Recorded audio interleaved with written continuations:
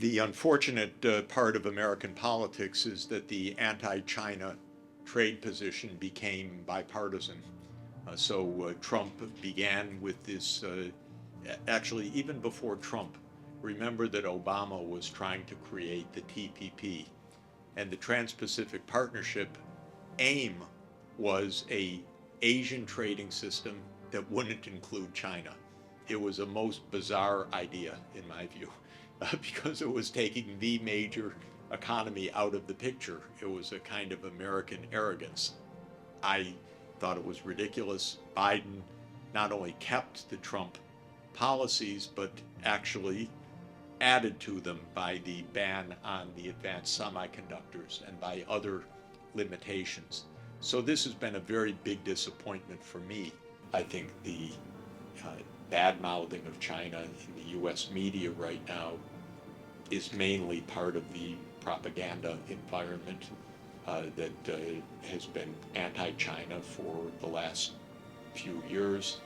And it's that cycle, because I know the reporters that write these stories, they don't know anything about China, but they repeat the same story because this is the mood story. A lot of the tensions that now exist in the global level between the U.S. and China, in my view, are mistaken U.S. policies.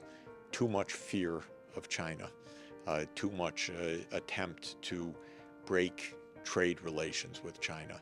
This is a mistake, first and foremost, by the U.S., but I believe the U.S. will eventually realize its errors. I would say that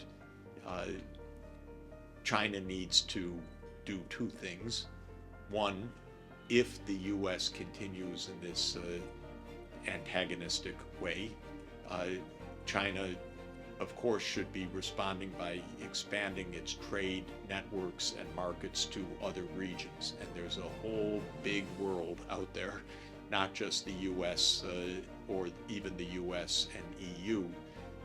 There's the rest of Asia, there is Africa, there is Latin America, and almost every other place other than the U.S. and parts of Europe want a good relationship with China, want open trade, want technology, want financing, and so on. I would really encourage China to expand its trade relations with the rest of the world. That's a big part of the world economy. It's a fast-growing part of the world economy.